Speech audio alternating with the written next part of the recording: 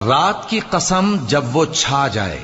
اور دن کی قسم جب وہ روشن ہو جائے، اور اس ذات کی قسم جس نے نر اور مادہ پیدا کیے کہ تم لوگوں کی کوشش طرح طرح کی ہے۔ سو جس نے اللہ کے رستے میں مال دیا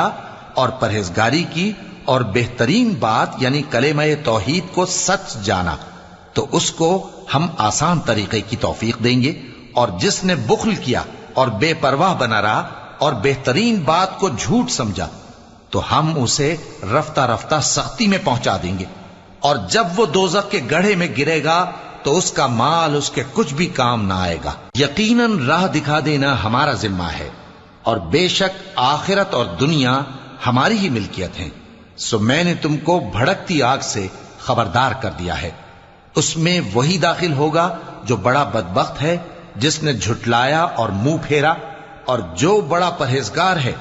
وہ اس سے